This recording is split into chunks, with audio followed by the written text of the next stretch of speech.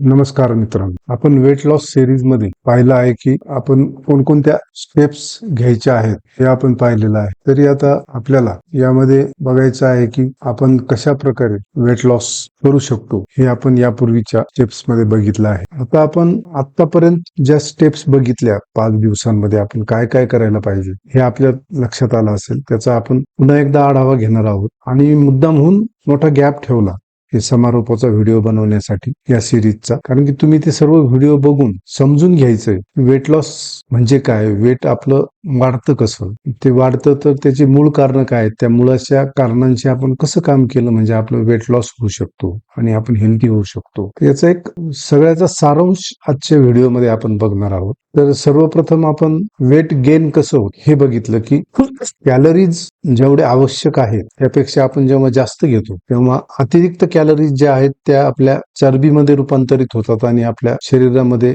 चरबीच्या स्वरूपात त्या साठवल्या जातात आणि आपलं वजन वाढतं. त्यामुळे आपण वेट मेंटेन करण्यासाठी आपल्याला इनटेक होणाऱ्या कॅलरीज आणि खर्च होणाऱ्या कॅलरीज याचा बॅलन्स जर ठेवला तर आपण वेट मेंटेन करू शकतो. इनटेक होणाऱ्या कॅलरीज या जर खर्च होणाऱ्या कॅलरीज पेक्षा जास्त असतील तर त्या चरबीच्या स्वरूपात साचवल्या जातील आणि आपलं वजन वाढेल. आणि आपण घेत असलेल्या किंवा इनटेक करत असलेल्या कॅलरीज या खर्च होणाऱ्या कॅलरीज पेक्षा जर कमी असतील तर आपला कॅलरी डेफिसिट तयार होईल आणि आपण वेट लॉस करू शकतो. कॅलरी खर्च होण्याचे आपण 4 मार्ग बघितले. एक पहिला बघितला तो म्हणजे BMR, बेसल मेटाबॉलिक रेट. म्हणजे आपण जेव्हा विश्रांती करत असतो किंवा आराम करत असतो, झोपलेलो असतो, तेव्हा काही आपल्या क्रिया चालू असतात, श्वसन असेल, रक्ताभिसरण असेल, त्यासाठीच काही खर्च होत असतात कॅलरीज. त्यासाठी काही कॅलरीज खर्च होत असतात, त्याला आपण BMR म्हणतो, बेसल मेटाबॉलिक रेट. त्यानंतर TEF, thermic effect of food, हा एक कॅलरी खर्च होण्याचा मार्ग आहे.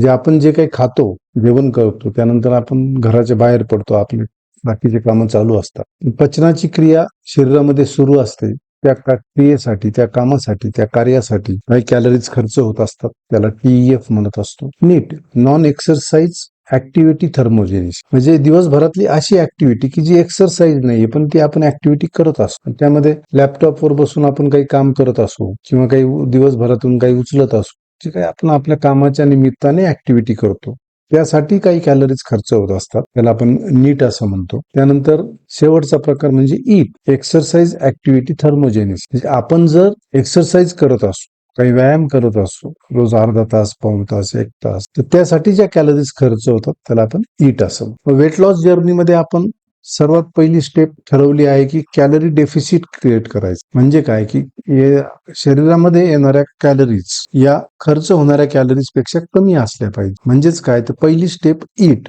Exercise activity थर्मोजेनिस. म्हणजे आपण जर व्यायाम करत नसू तर आजपासून आपल्याला व्यायाम सुरू करायचा. 15 मिनिटांनी सुरुवात करा, त्यानंतर 20 मिनिट, अर्धा तास, पाऊण तास, 1 तास. एक ठराविक कॅलरीज आपण व्यायामाच्या स्वरूपामध्ये खर्च केल्या तर ऑटोमॅटिक आपल्या शरीरामध्ये कॅलरी डेफिसिटची पहिली स्टेप तयार. नंतरची दुसरी स्टेप आहे प्रोटीन इनटेक. आपल्याला जेवढी गरज आहे प्रोटीनची शरीराला दिवसभरामध्ये 24 तासामध्ये, ती आपण आपल्या अन्नातून पूर्ण केली पाहिजे. याचा एक ठोक ताळा काय आहे, जर आपण व्यायाम करत नसू तर आपल्याला आपल्या वजनाच्या प्रत्येक किलो मागे 1 ग्रॅम प्रोटीनची आवश्यकता असते. आणि आपण जर व्यायाम करत असू तर तेच प्रमाण 1.5 ग्रॅमच्या आसपास आपण घेतलं पाहिजे. म्हणजे जर कोणाचं 50 किलो वजन असेल आणि तो व्यायाम करत असेल तर त्यांनी कमीत कमी 75 ग्रॅम प्रोटीन दिवसभरातून त्यांनी घेतलं पाहिजे. ही दुसरी स्टेप. आणि तिसरी महत्वाची स्टेप म्हणजे जे सूक्ष्म अन्नद्रव्य आहेत, मायक्रोन्यूट्रियंट्स आहेत, तर त्याची कमतरता भासू नये आपल्या शरीरामध्ये, त्याची सुद्धा आपण पूर्तता आपल्या अन्नातून केली पाहिजे.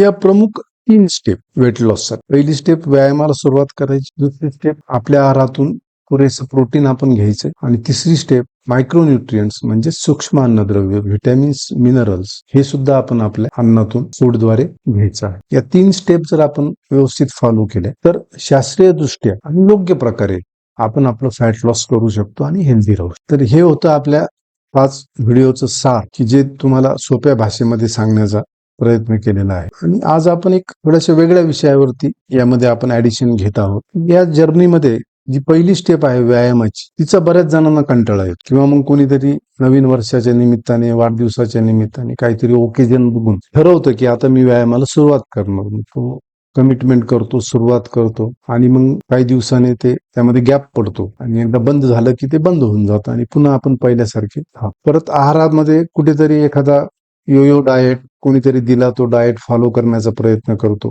त्यामधून आपल्याला जोपर्यंत आपण फॉलो करतो तोपर्यंत पाहिजे ते मॅक्रोन्यूट्रिएंट्स असतील, मायक्रोन्यूट्रिएंट्स असतील ते योग्य प्रमाणात मिळतात. आपल्याला बरं वाटतं, काही प्रमाणात रिझल्ट येतो. नंतर आपण ते नेहमीसाठी पाळू शकत नाही. समजा एखादी गोष्ट जी तुम्हाला आवडते आणि ती मी तुम्हाला आयुष्यभरासाठी बंद करायला सांगितली तर ते शक्य नाही. 2 महिन्याने, 3 महिन्याने पुन्हा केव्हा तरी तुम्हाला तो पदार्थ खावा वाटेल, खाण्याची इच्छा होईल. तर माझं असं मत आहे की आपला जो डाएट आहे तो असा असावा की जो सस्टेनेबल आहे आणि एन्जॉयबल आहे. आपण तर सर्वसामान्य नागरिक आहोत, आपण एक आपली सर्वसाधारण आपलं आरोग्य चांगलं राहावं या दृष्टीने आपण याकडे बघतो. आपल्याला काही कोणता नॅशनल इंटरनॅशनल स्पोर्ट्स इव्हेंट करायचा नाही. आपल्याला आपलं रुटीन काम करत करत आपलं आरोग्य चांगलं ठेवायचं. तर मग आपला डाएट कसा असला पाहिजे? सस्टेनेबल, तो टिकाऊ असला पाहिजे. एखादा डाएट दिला आणि तो 2-3 महिन्यानंतर त्याचा कंटाळा आला आणि मग परत आपण आपल्या परत जुन्या सवयींप्रमाणे आहार घ्यायला सुरुवात केली तर आपण ते पाहिजे ते परिणाम साध्य करू शकत. आपण जे खात खात वाढलो, लहानचे मोठे झालो, तसा डाएट आपला असला पाहिजे. तो सस्टेनेबल आहे, तो टिकाऊ आहे आणि एन्जॉयबल असला पाहिजे. मी कुठेतरी हेल्थ जर्नीला सुरुवात केली, मी फॅट लॉस जर्नीला सुरुवात केली आणि 2 महिन्यांनी मला एखादं जवळचं लग्न आलं, मला तिथे जावं लागलं.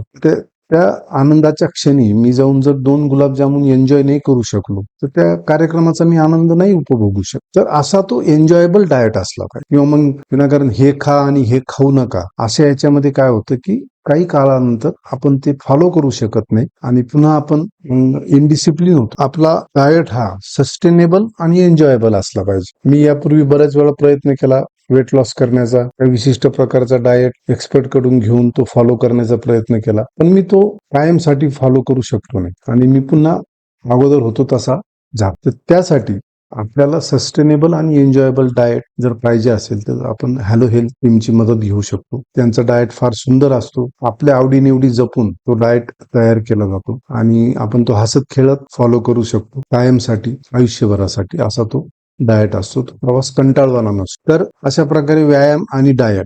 पुढचा मुद्दा येतो, बऱ्याच जणांना माझा अनुभव आहे की विचारलं की फॅट लॉस किंवा हेल्दी राहणं आपल्याला काय वाटतं, तर ते म्हणतात बाबा आम्ही नेहमी मोटिवेटेड राहू शकत नाही या गोष्टी करण्यासाठी. कधीतरी कंटाळा येतो आणि थांबून जातो, त्यामुळे आम्ही हे फॉलो करू शकत. तर आज आपण या मोटिवेशनवरती थोडंसं बोलण्याचा प्रयत्न करू. तुम्हाला सुद्धा जाणवत असेल की कधीतरी कंटाळा आला आणि मग ते व्यायाम आज नको, 2 दिवस गॅप पडला, मग 4 दिवस गॅप पडला आणि खंड पडला की ती ऍक्टिव्हिटी बंद होऊन जाते आणि पुन्हा आपण पहिल्यासारखी. त्या मोटिवेशनचा आणि हेल्दी राहण्याचा काय संबंध आहे, तर हे थोडक्यात आपण आज बघणार आहोत. तर लॉजिकली आपण 2 प्रकारचे लोक समजूयात की जे सातत्याने व्यायाम करतात, नेहमी हेल्दी राहतात, आपल्या आहाराकडे लक्ष देतात, आणि दुसरा गट की जे हे सातत्य टिकू शकत नाहीत, काही दिवस करतात, सोडून देतात, परत वर्षा 6 महिन्यांनी पुन्हा येतात, पुन्हा करण्याचा प्रयत्न करतात. त्यांना विचारलं की ते म्हणतात आम्ही मोटिवेशन काय आहे? मोटिवेशन हे एक इमोशन आहे, एक भावना आहे जी प्रत्येकाला येऊ शकते. जसा आनंद आहे, दुःख आहे, ह्या जशा भावना आहेत, तसं मोटिवेशन ही सुद्धा एक मानवी भावना आहे, एक ह्युमन इमोशन आहे. म्हणजे आता मोटिवेटेड असलेला व्यक्ती अजून 1 तासाने मोटिवेटेड राहीलच असं नाही. इमोशन्स येत असतात, जात असतात, दुसऱ्या येत असतात, त्यांची जागा नवीन इमोशन्स घेतात. अशा इमोशन्सचा आपल्याला सगळ्यांना अनुभव आहे. तर मोटिवेशन ही सुद्धा एक इमोशन आहे. होतं काय की जे लोक मोटिवेटेड राहत नाहीत आणि म्हणून व्यायाम करत नाहीत किंवा आरोग्याकडे लक्ष देत नाहीत आणि मोटिवेशन हे त्यांचं कारण असतं. त्यांच्या मोटिवेशन कशा असतात, त्या फ्लक्च्युएट होत असतात. कधी मोटिवेटेड असतात, कधी मोटिवेटेड नसतात, पुन्हा मोटिवेटेड होतात, पुन्हा असं ते फ्लक्च्युएट भावना ती खालीवर होत असते. तिथे जे पीपल डोंट डू इट म्हटलेलं आहे, तर त्या मोटिवेशन अशा फ्लक्च्युएट होत असतात त्यांची. मग त्यांची ऍक्शन जी आहे, म्हणजे मग व्यायाम करणं असेल, आहाराचं नियोजन असेल, हे त्या मोटिवेशन वरती डिपेंड असतं. जेव्हा ते मोटिवेटेड राहतील तेव्हा ते ऍक्शन घेतात. जेव्हा ते मोटिवेशन नसेल त्यांच्याकडे तेव्हा ते पुन्हा काहीच ऍक्टिव्हिटी करत नाही. पुन्हा मोटिवेट झाले, पुन्हा ऍक्टिव्हिटी करतात. म्हणजे त्यांची ऍक्शन जी आहे ती मोटिवेशन वरती डिपेंड असते. पण जे लोक करतात, म्हणजे आपलं आरोग्य बऱ्यापैकी 90-95% लक्ष देऊन आपलं आरोग्य चांगलं ठेवण्याचं, आपलं वेट मॅनेज करण्याचा प्रयत्न करत असतात, त्यांच्या मोटिवेशन कशा असतात, शेवटी तेही माणसं आहेत, त्यांच्याही भावना आहेत, त्यांच्या मोटिवेशन काही वेगळ्या नसतात, त्यांच्यासारख्याच असतात, त्या सुद्धा फ्लक्च्युएट होत असतात. कधी मोटिवेटेड असतात, कधी डिमोटिवेटेड असतात, कधी असे ते चढ उतार त्या मोटिवेशनचे चालूच असतात. तर तरी पण ते का करतात? कारण की त्यांची जी ऍक्शन आहे ती मोटिवेशनवरती डिपेंड नसते. त्यांनी ते ठरवलेलं असतं की आपल्याला करायचं म्हणजे करायचं. त्यामुळे मग ते काय की जेव्हा ते मोटिवेटेड असतील तेव्हा व्यायाम करतील, मोटिवेटेड नसतील तरी ते व्यायाम करतील.